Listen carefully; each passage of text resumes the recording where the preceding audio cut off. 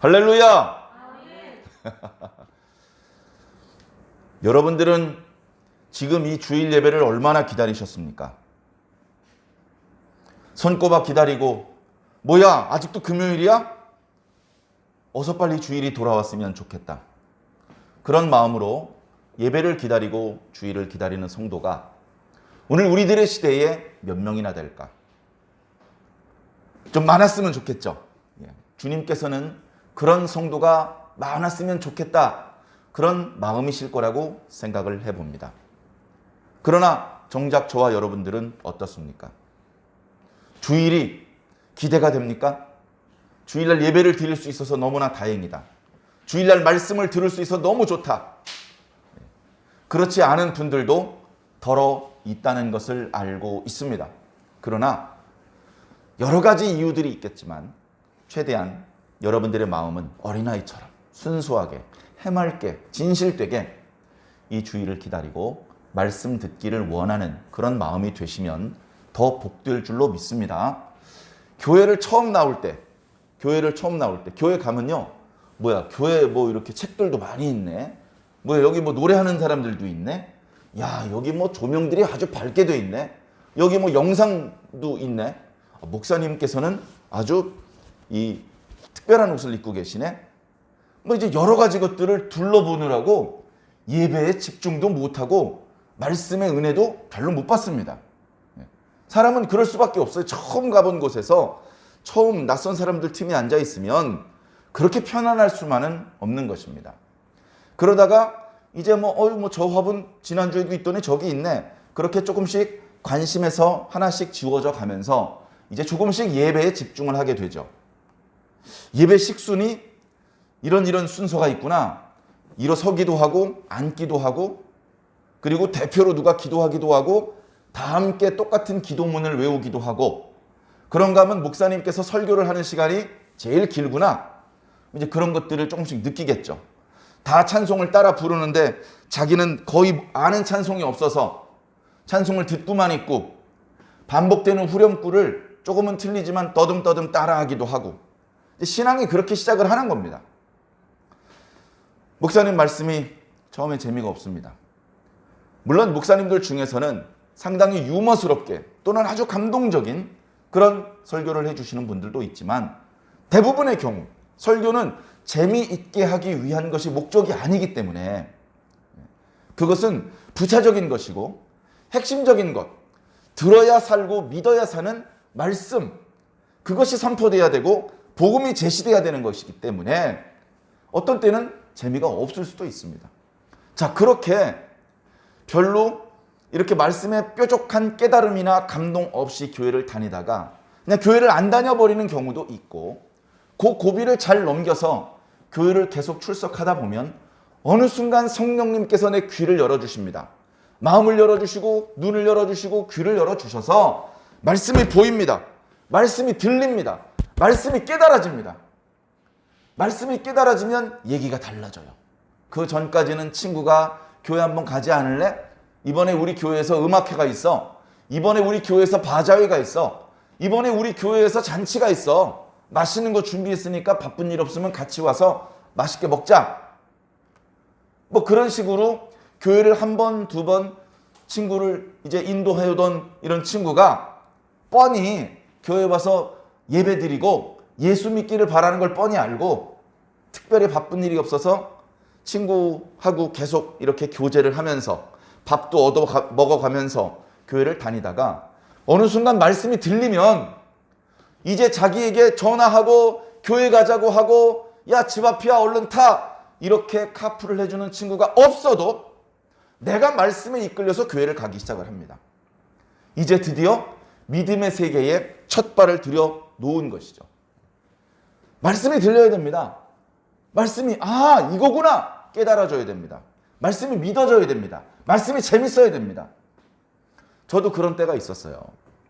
그렇게 저희 어머니가 저를 예수님을 믿게 하려고 용돈도 주시고 짜장면도 사주시고 그래서 저를 이제 주일학교로 데리고 가셨는데 장난만 치지 믿음에 안 들어가요. 장난만 치지. 얼마나 장난꾸러기였는지 모릅니다. 제가 그거 다 말하면 창피해서 아주 그냥 많은 선생님들을 속상하게 만든, 그 인자한 선생님 얼굴을 환하게 만드는 그런 말썽꾸리였어요. 친구들 기도할 때 옆구리 찔러가 장난치고 얼마나 못된 말썽꾸러기였는지 모릅니다. 믿음이 잘 안 들어가는 거예요. 그러다가 중학교 1학년 때, 중학교 2학년 때 정확한 날짜까지는 기억이 나지 않습니다만 어느 순간 말씀이 들리는 거예요. 야, 이거 재밌다. 야, 이거 지난주 들었던 말씀이랑 비슷한 내용인데? 이제 이런 게 보이는 겁니다. 그때부터는 어떻습니까? 친구가 뭐 전자오락실 가자, 뭐 만화 영화 재밌는 게 있다. 아이, 난 예배가 더 재밌어. 너가 모르는 새로운 재밌는 걸 내가 찾았어. 해가지고 그때 당시 집으로부터 교회까지 교통편도 불편했고 버스도 자주 오지 않았고 그랬음에도 불구하고 부지런히 다녔습니다. 부지런히 다녔습니다. 처음엔 주일 예배하고 중고등부 예배가 있는 토요일만 다녔습니다. 그러다가 수요일 저녁 예배를 가기 시작을 했습니다. 말씀이 이렇게 들리다 보니까 중고등부 예배뿐 아니고 주일 예배, 수요일 저녁 예배도 재밌는 거예요. 제가 은혜된다, 감동된다는 표현을 그때는 재밌다고 표현을 했어요.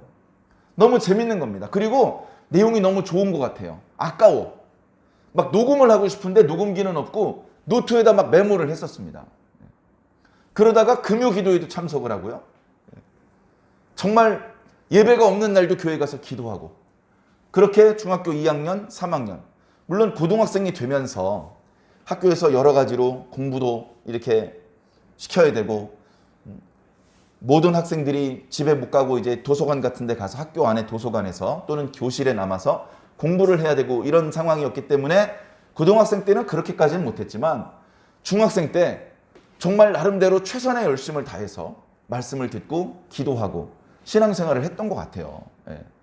그 이제 신앙이 깊어지는 겁니다. 뜨거워지는 겁니다. 뭐 지금 다 말씀드릴 수 없는 크고 작은 어려운 일도 있었어요. 근데 그것들을 극복하고 계속해서 신앙을 이어나가게 되는 것이죠. 그때 그 기도로 어려움을 극복했던 경험이 고등학생 때 공부하고 힘들 때 또 대학 가는 이런 어떤 부담감 그리고 군대 갈 때 군대 갔다 와서 취직할 때 또 결혼을 앞두고서 그리고 인생을 살면서 만나는 크고 작은 고민거리들 앞두고 기도하면 돼. 그동안 나 엄청나게 어려운 일들 고민스러운 일들 많았어. 그때마다 내 힘으로 왔나? 내 능력으로 넘어왔나? 그때마다 하나님께서 도와주셨잖아. 그때마다 하나님께서 길 열어주셨잖아. 여러분들 하나님께서 길 열어주신다고 무조건 재벌이 되는 건 아닙니다. 하나님께서 길 열어주신다고 전교 1등하고 서울대학교 가고 의사 되고 그런 게 아니에요. 하나님께서 꼭 그런 쪽으로만 열어주시는 게 아닙니다. 하나님께서 길을 열어주시는데 우리가 잘 아는 요셉 같은 경우는 감옥으로 갑니다. 감옥으로. 종이 된 것도 억울해 죽겠는데 감옥으로 가는 거예요. 감옥으로. 그런데 감옥 지나서 총리 대신이 되는 겁니다. 그 하나님의 깊은 뜻을 처음부터 다 알 수 없어요. 무척 실망스럽고 무척 힘들지만 뭔가 하나님께는 계획이 있을 거야. 나는 그 계획을 다 이해할 수 없지만 나는 내일 일을 잘 모르지만 하나님께서는 계획이 다 있으시고 나에게 거는 기대가 있으셔. 그러니까 어떡합니까? 낙심하지 않고 원망하지 않고 순간순간 최선을 다합니다. 그러면서 중간중간에 조금씩 기쁘기도 하고 조금씩 속상한 일도 있는데 기쁘면 감사하고 속상하면 기도하면 되는 거죠. 다 성경에 있는 거잖아요. 해보면요 저절로 그렇게 됩니다. 기쁘면요 저절로 노래가 흥얼흥얼 나와요. 그 노래가 유행 가겠습니까? 하나님 찬양하는 노래가 흥얼흥얼 나와요. 전곡을 다 음정을 맞추어서 부르는 건 아니에요. 어떤 찬양 중에서 내가 좋아하는 그 소절만 반복해서 불러도 결국 그게 찬양입니다. 그리고 속상하면요 노래가 나오기보다는 주여 아버지 주여 조금 속상하면요 주여 이런 속상한 문제가 있습니다. 주여 이걸 도와주시옵소서 이렇게 기도할 수 있어요. 많이 속상하면요 주여 두 글자밖에는 기도가 안 나와요. 너무 많이 속상하면. 그런데 주님께서 아세요. 그 주여 주님 그 두 글자 속에 내 사정이 다 담겨져서 하나님께 상달이 되는 거예요. 그 기도를 드리면서 지금까지 옵니다.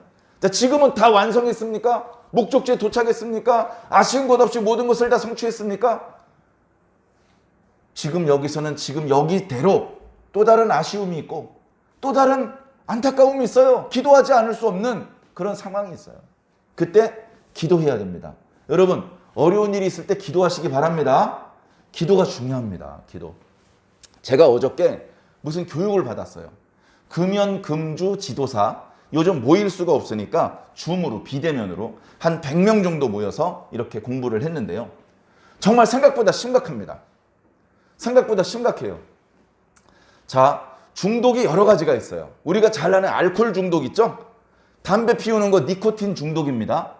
그렇게 약물, 뭔가 우리 몸으로 독성 물질이 들어와서 그것 때문에 중독을 일으키면 그 독성 물질 때문에 우리 몸에 자꾸 병이 생겨요.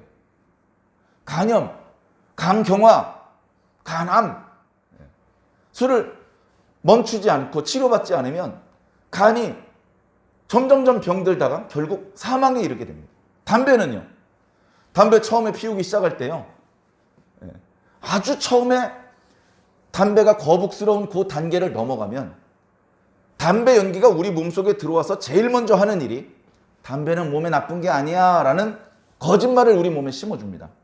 그 다음부터는 담배가 너무나 궁합이 잘 맞는 것 같아요. 그렇게 1년, 10년, 20년 담배 피워보세요. 중독됩니다. 담배 피우면 머리가 띵하고 기침이 나오고 가래가 끓고 너무나 불편한데도 안 피울 수가 없어요.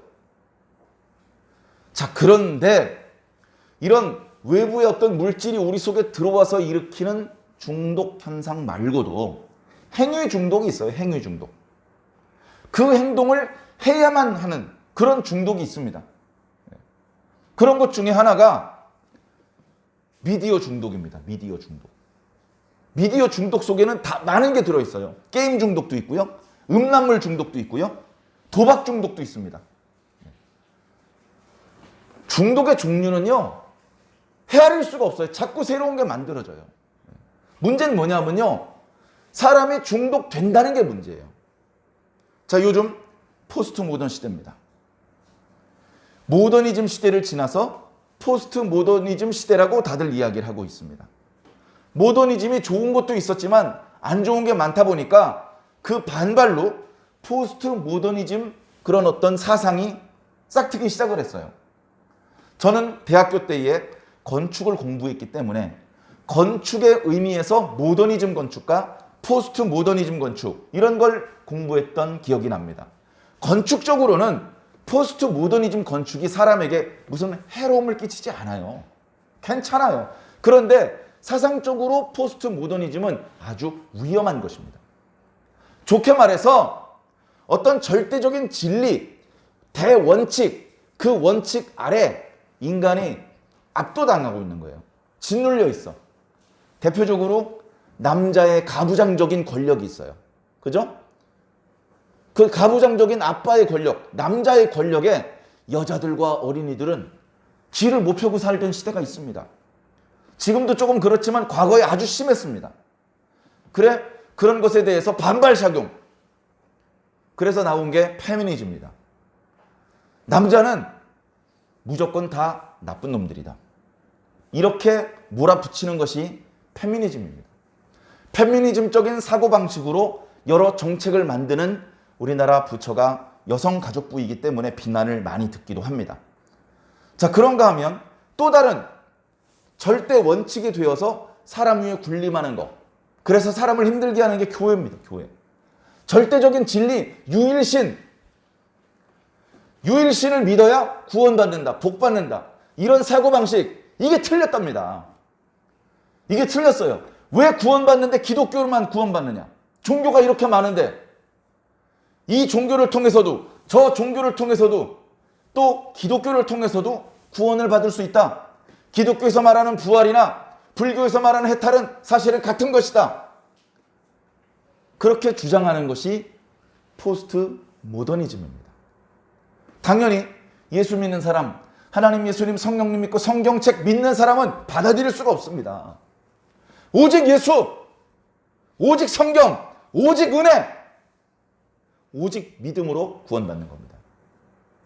자, 그런데 세상은 이런 성경의 가르침을 거부합니다. 온 세계가, 온 세상 사람들이 하나님의 절대 진리를 부정합니다. 그러면서 야, 그래, 기독교 열심히 믿으면 구원받는 거 알아. 그런데 다른 종교로는 구원받을 수 없다고는 말하지 마. 기분 나쁘잖아. 여러분, 기분 나쁜 소리 하는 것을 싫어하는 시대입니다. 기분 나쁜 소리를 싫어하는 그런 사상을 PC주의라고 합니다.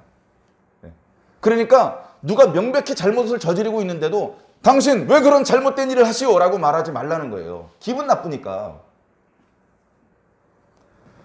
사람은 누구나 자유다.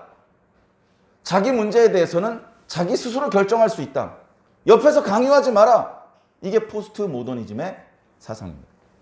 얼핏 좋은 것 같습니다. 자유민주주의하고도 잘 맞을 것 같습니다. 그런데 이게 이상하게 돌아가요. 다른 사람이 명백히 잘못한 것에 대해서 너 잘못했어 라고 말하면 안 되기 때문에 그렇습니다. 이것을 법제화하려는 것이 우리 교회에서 계속해서 반대하고 있는 차별금지법이고 미니 차별금지법인 학생인권조례이며 변칙된 차별금지법인 건강가정기본법 개정안입니다. 이런 것들이요, 포스트 모더니즘적인 사상을 법제화시키는 거예요. 이게 제도로 확정되면 오직 예수 그리스도를 통해서 구원받는다고 교회에서 말하면 안 돼요. 최소한 이 교회 문 열고 밖에 나가서는 그 말을 하면 안 돼요. 교회 안에서만 해야 돼요. 사랑하는 성도 여러분, 말세가 다른 게 말세가 아닙니다. 공산당이 총 들고 교회 와서 목사 설교하는데 총으로 쏴버리고 그것도 힘들죠. 그죠? 일제가 와가지고 예배 끝났으면 신사참배해. 이것도 힘들죠. 그런데 차별금지법을 통과하겠다고 얘기하는 것 너무너무나 힘듭니다. 잠이 안 오고 밥이 안 넘어가는 문제이죠. 그것이 영적으로 어떤 의미가 있는지 이해하는 사람일수록 힘들어하는 겁니다. 자, 세상이 그렇게 힘들어졌어요. 힘들어졌어. 포스트 모던 시대에 각자 자유롭게 선택할 수 있을 것 같은데 이게 사람을 행복하게 만들지 못해요. 사람이 행복하지 못하니까 중독이 됩니다. 많은 종류의 중독이 있지만 예를 들어서 마약, 가장 나쁘고 심각한 마약을 예로 들어볼게요. 여러분, 어떤 사람이 마약을 찾는지 압니까? 힘든 사람이 마약을 찾아요. 힘든 사람이 마약을 찾아요. 아유, 뭐 돈 많은 사람, 재벌도 마약을 하던데? 그 사람은 그 사람대로 힘든 게 있겠죠. 우리가 모르지만. 자, 사람이 어린아이 때 태어나서 이렇게 성장을 하잖아요. 그때 엄마하고 아빠의 사랑을 받으면서 성장을 해야 돼요. 내가 태어났는데 나를 이 땅에 태어나게 만든 엄마 아빠가 아직 결혼을 안 한 상태야. 또는 불륜이야. 또는 이혼한 상태야. 또는 청소년이야. 이런 상태라면 이 아이가 부모의 사랑을 받으면서 안정적으로 성장할 수 있을까요? 유치원 때 벌써 엄마나 아빠 중에 한 명은 없어요. 경제적으로 너무 힘들어서 엄마는 나를 버리고 돈 벌러 다녀야 돼요. 그렇게 엄마가 일하는 일도 그렇게 건전한 일이 아니야. 어렸을 때부터 가난했고 만나는 친구들이 다 가난한 사람들. 학교 교육도 제대로 못 받고 불량한 사람들과 어울려요. 성장하면 뭐 할 것 같습니까? 마약하는 거예요. 어렸을 때 부모의 사랑, 친척들의 지지를 받으면서 성장하지 못해. 늘 욕먹고 외롭고. 그런데 힘은 세. 막 때리는 거예요. 막 때리는 거예요. 힘이 없어. 권총 아무나 다 쏘는 겁니다. 아무나. 아무 이유 없이. 왜 그렇습니까? 어렸을 때 가난하더라도 가족들과 서로 사랑하면서 우애하면서 성장하는 이 환경이 너무나 중요한 거예요. 그런데 어렸을 때 보니까 엄마 아빠가 없어. 이모 밑에서 살아야 돼. 그나마 이모하고 이모부라도 따스하게 사랑해주면 그 애는 그래도 건강하게 클 수 있어요. 근데 경제적으로 어렵고 이모는 자기 친자식만 이렇게 잘해주고 자기한테는 아주 그냥 집안 허드렛 일만 시키고 해리포터 봐서 잘 알죠. 그런 상황이 되면 건강하게 성장하기가 어려운 거예요. 기회만 되면 범죄를 저지르고 마약을 하는 거예요. 어려운 일이 있으면 아까 제가 뭘 해야 된다고 말씀드렸습니까? 기도해야 됩니다. 즐거우면 찬송하고 어려우면 기도하라. 그런데 기독교를 깡그리 부정하고 나니까 기도할 대상이 없어요. 그럼 뭐 해야 됩니까? 뭐 해야 돼요? 중독, 마약을 해야 됩니다. 한번 생각해 보세요. 전 세계 어느 나라 교과서와 달리 우리 대한민국 교과서는 유독 철저히 진화론을 바탕으로 기술되어 있습니다. 철저히. 최소한 진화론도 있고 창조론도 있다 이렇게 가르치지 않아요. 미국의 교과서만 해도 인간은 하나님께서 창조하셨다라고 생물책 첫 페이지에 나와 있습니다. 많은 진화론자가 반대를 하는데도 굽히지 않고 교과서에 그렇게 기술을 해놔요. 믿든지 말든지 일단 교과서에 그렇게 써놓는단 말이죠. 우리는 철저히 진화론이 입장. 자, 그래서 아이들 교과서에 이런 내용이 있다고 합니다. 어떤 아이가 바퀴를 보더니 아이고 징그러워 그럽니다. 그랬더니 그 옆에 남학생이 막 밟아 죽이려고 그럽니다. 그랬더니 그 옆에 있는 또 다른 친구가 얘기합니다. 야, 바퀴벌레 그렇게 무서워하지 마. 바퀴벌레 우리 조상일 수도 있어. 바퀴벌레가 우리 조상일 수도 있대요. 여러분, 바퀴벌레가 자기 조상이면 뭘 해야 되는지 아십니까? 마약을 해야 됩니다. 맨정신으로 받아들일 수 없는 사실이에요. 내 조상이 원숭이라니, 내 조상이 바퀴벌레라니, 야, 받아들일 수 없다. 마약이라도 하자. 견딜 수 없을 때 마약을 찾습니다. 지금 온 세상이 마약을 필요로 하는 시대를 살고 있습니다. 또 다른 이야기를 한번 해볼까요? 올해 코로나19 때문에 사회적 거리두기가 아직도 계속 진행되고 있죠? 팬데믹 상황입니다. 팬데믹 상황의 특징이 뭡니까? 사람하고 사람을 친밀하게 만날 수 없게 만들어요. 이유는 그놈들 스트레스 받아가지고 중독되라고 그런 건 아니고 감염을 막기 위해서 그런 겁니다. 우리나라보다 더 강력한 셧다운. 출근도 하지 말고 학교도 가지 말고 현관문 밖으로 나오지도 마. 이걸 법으로 해서 길거리에 군인들이 실탄을 장전해놓고 나오면 쏴 죽이려고. 그렇게 거리에 군인들이 쫙 깔려있는 이런 나라. 가족들이 집 밖으로 나오질 못해요. 그러면 뭐가 많아지는지 압니까? 게임 중독자 많아지고요. 음란물 중독자 많아집니다. 미디어 중독자가 폭발적으로 증가합니다. 그래서 어떻습니까? 넷플릭스 코로나가 아니었으면 그렇게 흥행 못했을 거예요. 대박 났습니다. 대박. 전 세계 사람들이 반강제적으로 각자 자기 집에 갇혀 지내면서 영화만 보는 거예요. 드라마 보고. 여러분, 집에서 출근 안 하고 가끔 이렇게 재난지원금 받고 음식 배달시켜 먹으니까 편합니까? 코로나 팬데믹 상황 때문에 전 세계적으로 또 뭐가 급증했냐면요. 가정폭력이 늘어났어요. 가정폭력은 누가 누구를 때리는 폭력인지 압니까? 간단해요. 힘센 놈이 힘 약한 놈을 때리는 겁니다. 그 힘 약한 놈은 어린이, 여자, 노인들. 왜 때립니까? 잘못해서? 너무 힘들어서 때리는 거예요. 너무 힘들어서. 팬데믹 때문에 가정폭력이 증가했어요. 국가에서 마스크를 쓰십시오. 마스크 살 돈 없는 분들은 마스크를 보내드리겠습니다. 손을 잘 씻으십시오. 사회적으로 거리를 두십시오. 야외에서도 2m 이상 거리를 띄십시오. 그런 건 잘 하는데 가정폭력을 예방하기 위해서는 아무것도 한 게 없어요. 지연이 사건인가요? 지연이 사건. 지금 정확히 이름이 생각 안 나는데 집에서 엄마가 아기를 때렸어요. 나중에 아기가 죽었는데 부검을 해보니까 췌장이 파열됐어.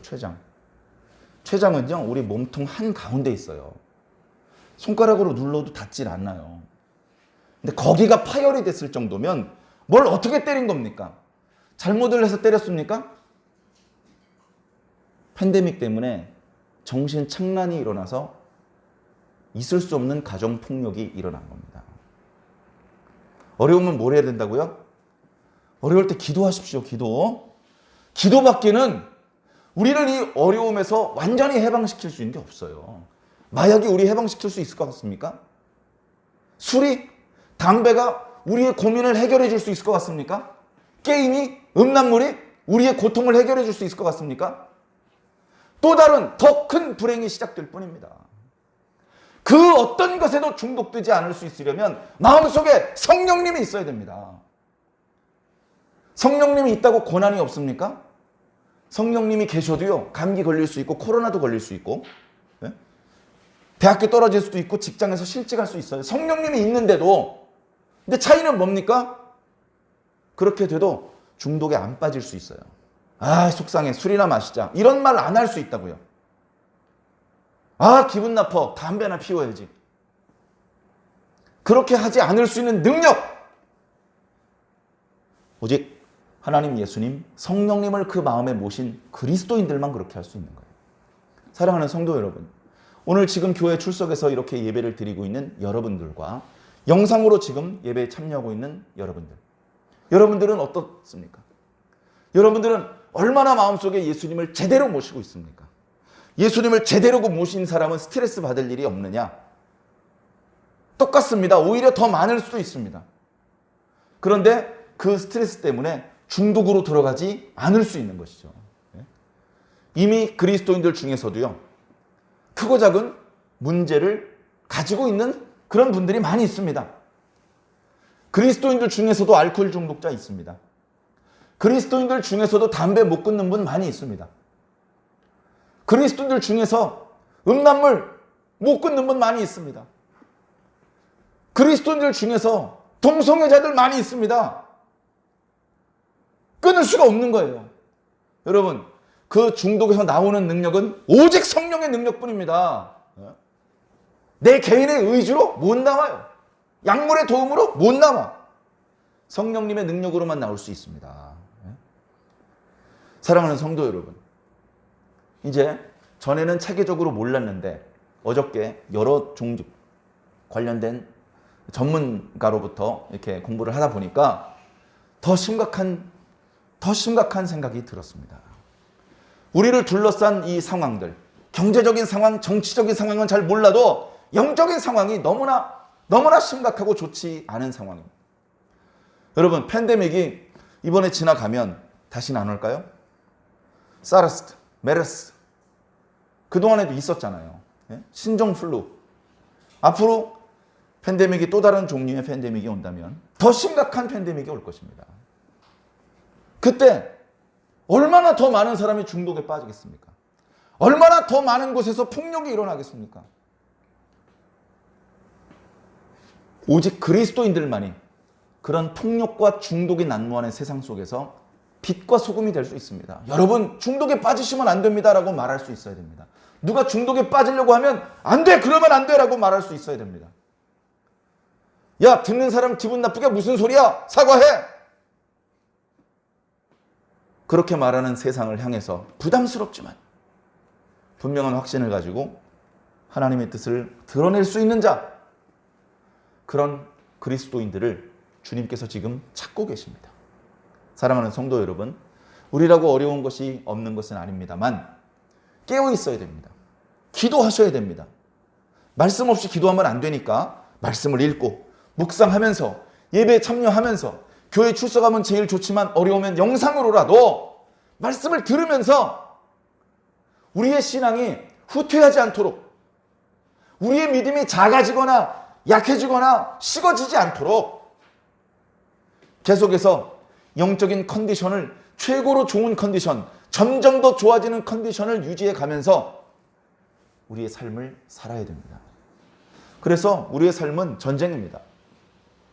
우리가 이렇게 날씨도 좋고 편안하게 기분 좋게 이렇게 다닐 때도 있지만 사실 우리 몸은 어떻습니까? 눈에 안 보이는 여러 가지 미세먼지 또는 세균, 바이러스 이런 것들이 계속해서 우리 몸에 공격해 들어옵니다.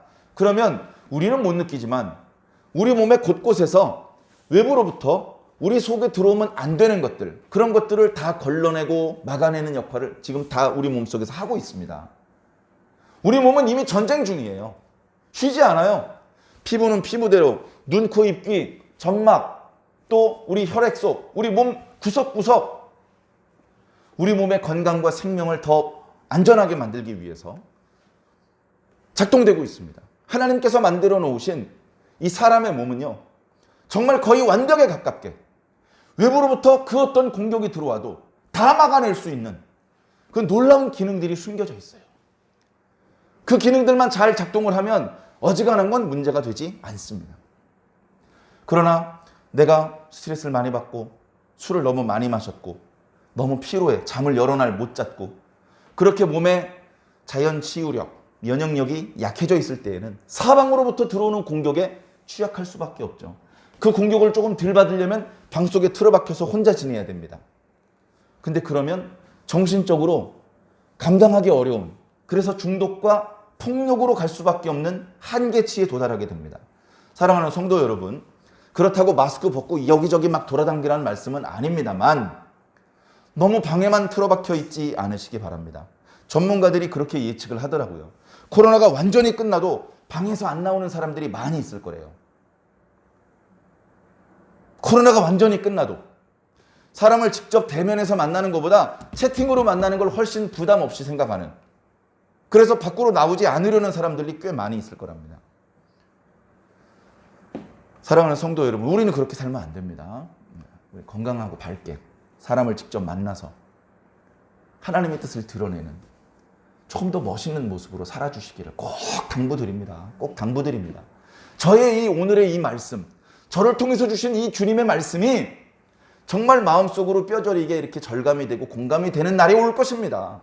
이미 지금도 그렇게 공감할 수밖에 없는 상황이고 앞으로 더 공감이 되거나 또는 조금 괜찮아지는 것 같다가 또 다른 팬데믹이나 사회적인 문제가 생겼을 때 그때 목사님 말씀하셨던 게 생각난다.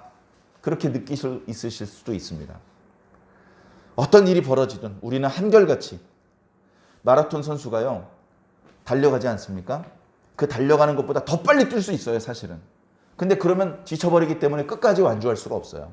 그래서 일정한 속도를 유지하려고 합니다. 페이스를 유지한다고 표현하죠. 우리 신앙인들도 페이스를 유지해야 돼요. 우리 신앙은 100m 달리기가 아닙니다. 마라톤입니다. 꽤 긴 거리를 완주해내야 돼요. 우쭐대면서 내가 너보다 빠르지 자랑했다가 저쪽에서 캘렉캘렉거리고 못 뛰는 그런 지경이 있을 수도 있습니다. 그래서 힘을 조절하고 속도를 조절해서 항상 건강한 상태를 유지해야 됩니다. 오늘 말씀에 보면 예수님께서 주변에 있는 사람들한테 이제 말씀을 주시는데 지금 사두개인들이 예수님께 와서 질문을 했었죠.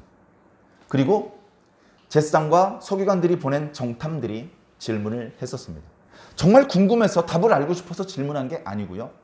뭔가 예수님을 말로 흠집을 내려고, 뭔가 실수를 하면 저 사람이 이런 말을 했다라고 고발을 하려고, 또 예수님께서 뭔가 대답하기 어려운 난처한 질문을 던져서 저희 예수님이 뾰족히 제대로 대답을 하지 못하는 모습을 주변의 많은 사람들에게 보게 해서 망신을 주려고, 그런 악한 의도로 주님께 찾아와서 여러 가지 질문을 던집니다. 그러나 그들의 기대와 달리 예수님은 조금도 그들의 질문에 대하여 어려워하지 않으시고 당황하지 않으시고 오히려 그들의 악한 관계를 알아보시면서 그들을 책망하셨고, 그들이 감당하지 못한, 그들이 예상할 수 없었던 놀라운 지혜로운 답변을 주셨습니다. 예수님의 답변을 듣고 빈틈을 찾을 수가 없었습니다. 예수님께서 답변하시는 것을 가지고 트집을 잡을 수가 없었습니다. 완벽한 답변을 주셨습니다. 완벽한 답변. 가이사의 것은 가이사에게, 하나님의 것은 하나님께 바치라. 제사장과 서기관들이 보낸 정탐들에게는 그렇게 답을 주셨고, 사두개인들에게는 너희들이 성경도 하나님의 뜻도 모르기 때문에 오해하였다. 사람이 죽었다가 다시 살아나는 부활에는 결혼하는 법이 없다. 부활한 그 자는 시집가고 장가가지 않는다. 그리고 하나님께는 모든 사람이 살았다라고 말씀을 주셨습니다. 그렇게 대답할 수 있는 사람이 지금까지 한 명도 없었습니다. 구약 성경을 들여다보는 것만으로는 그런 깨달음까지 도달할 수 없었죠. 그러나 예수님 당신이 말씀이시기 때문에 구약 성경에 기록되어 있는 말씀들에 대하여 율법학자들이 오해하는 부분까지도 지적을 해서 무엇이 정답인지, 무엇이 하나님의 뜻인지를 보여주셨습니다. 오늘 말씀도 그런 말씀인데요. 이제 사람들이 감히 예수님께 질문을 못합니다. 괜히 질문을 하면 질문 받는 예수님을 곤란에 빠뜨리는 것이 아니라 질문을 한 자신이 곤란에 빠지기 때문에 괜히 질문했다가 자기 미천만 털리는 거예요. 그러니까 옆에 있는 사람이 야 사두개인들 네가 더 한번 질문 더 해봐. 야 바리새인들 니들이 질문해봐. 서로 등일만 떠밀지 아무도 예수님 앞에 나서지 못합니다. 그때 예수님께서 먼저 나섭니다. 야 그럼 내가 물어보겠다. 왜 사람들이 그리스도를 다윗의 자손이라고 하는 것이냐?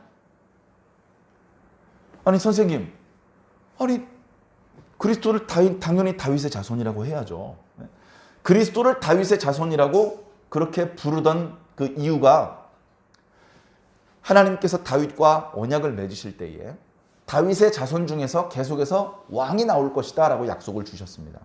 물론 시드기야를 끝으로 남왕국 유다가 멸망을 해버렸기 때문에 그 뒤로는 정말 명실상부한 왕은 나오지 않았습니다. 포로로 끌려갔다 오갔다 하는 과정에서 정말로 다윗의 혈통이 순수하게 보존됐는지도 뭐 우리로선 확인할 길이 없죠. 하나님께서 아무도 모르게 그것을 보존해 내려오셨는지까지는 우리가 알 수 없지만, 자 그러나 그 하나님께서 다윗과 맺으셨던 언약대로 결국 다윗의 자손 중에서 메시아가 나올 것이다 라고 이스라엘 사람들은 그 하나님의 다윗 언약 말씀을 근거로 메시아를 가리켜 다윗의 자손이라고 그렇게 불렀습니다. 그러나 예수님께서는 메시아를 다윗의 자손으로 부르는 것은 부당하다라고 말씀하고 계신 겁니다. 누가복음을 찾아보면 예수님을 가리켜 다윗의 자손이라고 표현한 구절이 딱 한 번 나옵니다. 바로 얼마 전 예수님께서 예루살렘에 들어오시기 전에 여리고를 지나실 때에 어느 소경을 고쳐주신 일이 있었죠. 그 소경이 자기가 구걸하는 골목으로 예수님께서 지나가신다는 이야기를 듣고서 다윗의 자손이여 나를 불쌍히 여겨주시옵소서라고 막 소리를 질렀습니다. 사람들이 좀 조용히 좀 해봐 라고 했는데도 불구하고 더 큰 소리로 다윗의 자손이여 라고 부르짖었죠. 그때 예수님께서 어찌 그리스도를 다윗의 자손이라고 하느냐 이렇게 따지진 않으셨어요. 오히려 소경이 예수님을 한 번도 본 적이 없고 소경이니까 볼 수가 없죠. 그리고 예수님의 말씀도 별로 못 들었어. 이 소경은 여리고성 주변에 있었기 때문에 갈릴리 쪽에서 예수님께서 말씀하시는 걸 직접 들을 수는 없었고 소문으로만 들었던 거죠. 소문으로. 그런데 그 소문으로 들은 것만으로도 저분은 메시아가 틀림없다. 주님, 저는 당신이 메시아라고 믿습니다. 이런 신앙 고백을 다윗의 자손이요 라고 말한 거예요. 다윗의 자손이라고 말한 거예요. 아마 그 자리에 바리새인이 있었으면 꾸짖었을 겁니다. 야! 다윗의 자손은 메시아를 가르치는 호칭이야. 저자는 그저 랍비일 뿐이야. 이렇게 그 소경을 꾸짖었을지도 모릅니다. 그러나 이 소경은 예수님을 메시아로 믿고 고백을 했다는 것이죠. 예수님께서 책망하지 않으시고 너에게 무엇 해주기를 원하느냐? 보기를 원합니다. 보라! 그 순간 눈이 떠졌습니다.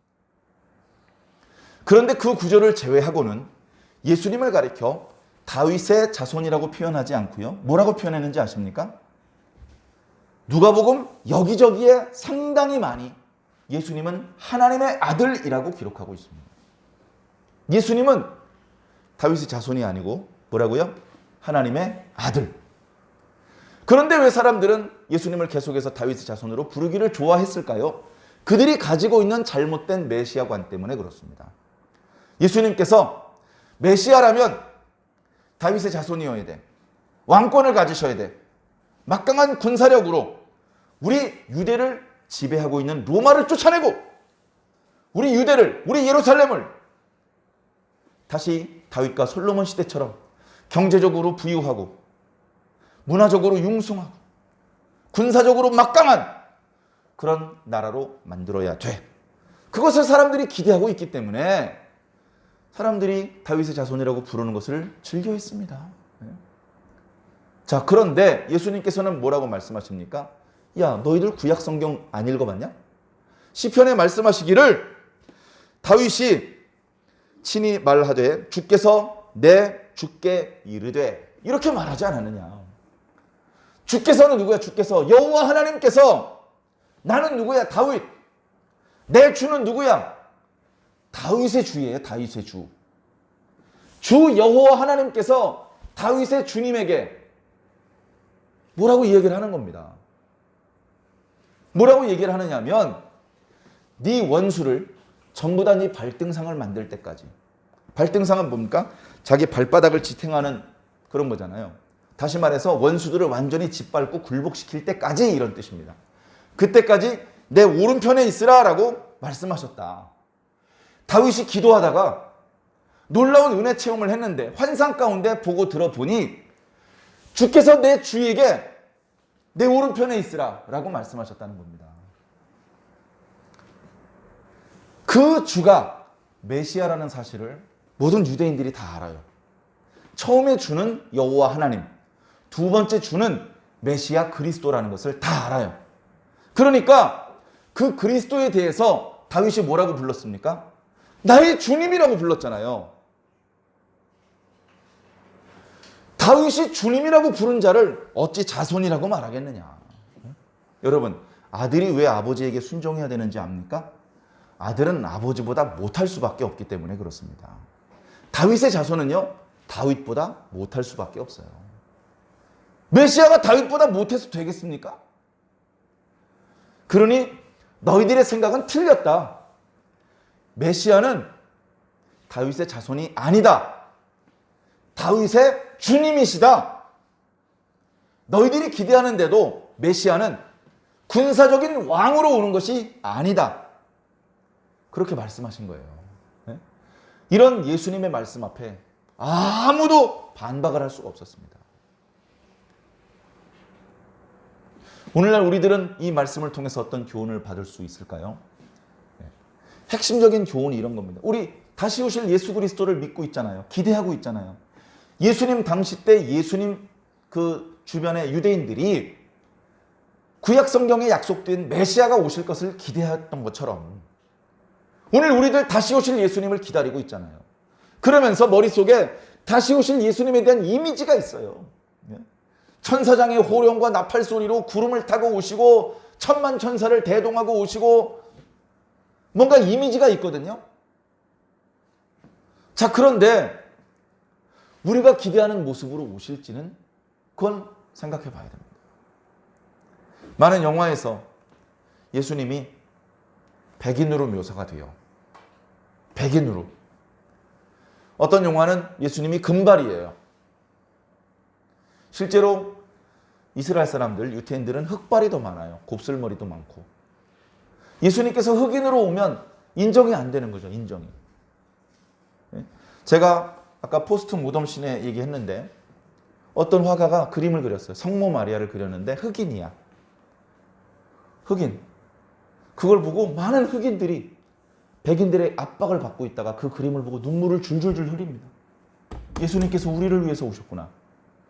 우리 흑인들을, 백인들만을 위해서 오신 것이 아니고 우리 흑인들을 위해서도 오셨구나. 그걸 느끼고서 눈물을 줄줄줄 흘렸습니다. 예수님께서 동양 사람의 모습으로 오면 그렇게 많이 동서역을 막론하고 다시 오실 예수님을 갈망하던 그리스도인들이 예수님 영접할 수 있을까요?